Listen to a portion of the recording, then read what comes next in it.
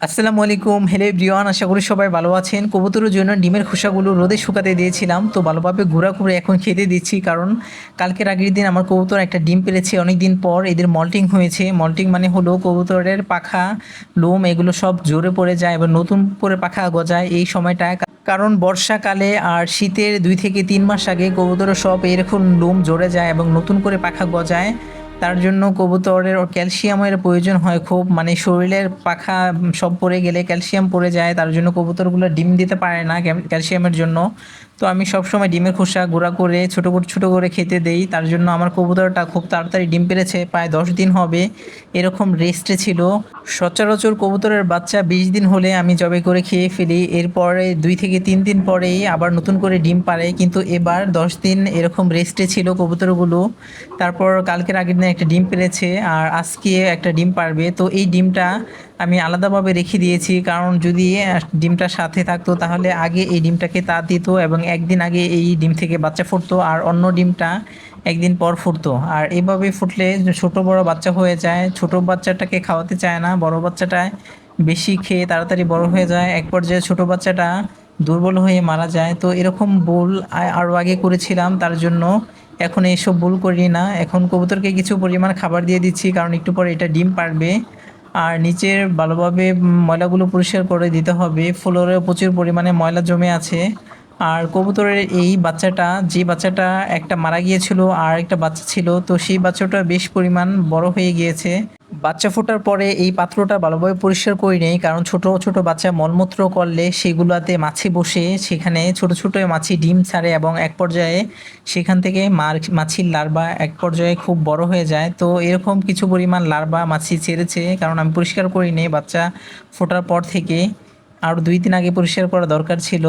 তো এখন এই পাত্রটা থেকে এই মলমূত্রগুলো পরিষ্কার করব। আর কিছু মাছির লার্ভা আছে সেগুলো কোয়েল পাখি বা মুরগিকে খেতে দেব। আর এই ছালাটা ওইটা পরিবর্তন করে এটা বিছিয়ে দেব কবুতরের বাচ্চাটাকে, যাতে সুন্দরভাবে থাকতে পারে। আর এখানে অনেকটা পরিমাণে মাছির লার্ভা জন্মেছে, দেখুন পোকাগুলো কীরকম। আরও 2-1 দিন হলেই পোকাগুলো কিন্তু বড় হয়ে যেত, বড় হয়ে মাছি হয়ে উড়ে যেত। তো এরকম লার্ভা কোয়েল পাখি আর মুরগি খেতে খুব পছন্দ করে, বিশেষ করে দেশি মুরগিগুলো খুবই পছন্দ করে। কারণ গ্রামে দেখবেন এরকম বাথরুমের কাছে বিভিন্ন ধরনের পোকামাকড় থাকে, বেশিরভাগ এই পোকাগুলো থাকে, এগুলো কিন্তু দেশি মুরগি খুবই পছন্দ করে। তো এগুলো হলো মাছি, ডিম পেড়ে বাচ্চা ফুটিয়েছে সেইগুলোই।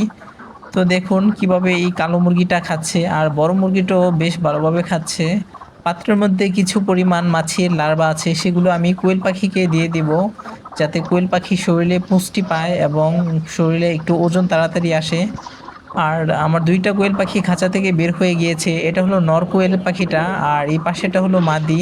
তো মাদিটা এই পোকাগুলো খাচ্ছে না, শুধু নরটাই খাচ্ছে। ফ্লোরের নিচে 2টা নর কোয়েল পাখি চলে গিয়েছে। এগুলো 2টা সারাক্ষণ শুধু খাঁচা থেকে বের হয়ে এই নিচেই থাকে, নিচে থাকতে খুবই পছন্দ করে।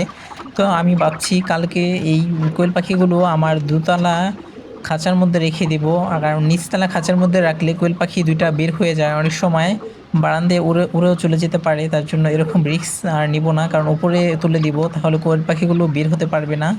আর নর কোয়েল পাখিটা দেখুন কিভাবে পোকাগুলো সবগুলো কিন্তু একাই খেয়ে নিচ্ছে।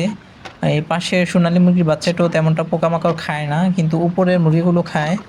একটু পর আমি এই মলমূত্র খাঁচা টেরের সবগুলো ভালোভাবে পরিষ্কার করব, কারণ প্রচুর পরিমাণে নোংরা করেছে, এগুলো ভালোভাবে পরিষ্কার করতে হবে, না হলে মাছি পোকা এখানে লার্ভা ছাড়তে পারে। তো বিশেষ করে কবুতরের এই পাত্রটার মধ্যে মাছি পোকা লার্ভা ছাড়ে, কারণ এটা পাত্রটা অনেকটা পরিমাণ ভিজা থাকে। আর ছোট ছোট বাচ্চা যখন পটি করে তো সেখানেই মাছি লার্ভাটা ছেড়ে দেয়।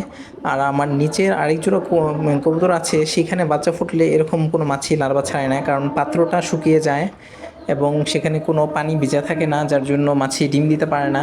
উপরে আমার কালো দেশি মুরগিটাকে পাত্রটার মধ্যে পোকা ছিল সেগুলো খেতে দিয়েছিলাম, কিন্তু সেগুলো খাওয়ার পর এই কালো দেশি মুরগিটা এই পাত্রের মধ্যে কিভাবে বসে আছে, ডিম নিয়ে যেরকম তা দিতে বসে থাকে, মুরগি কুচে বসে থাকে, সেরকমই এটার কুচে আর বাঁচছে না। তো নেক্সট টাইমে এটার জন্য ডিম ডিম আনে ব্যবস্থা করতে হবে, কোয়েল পাখির বীজ ডিম বা মুরগির ডিম। যদিও আশেপাশে আমি পাই না, তারপরও খুঁজতে হবে ভালোভাবে, ফেসবুকে পোস্ট করে।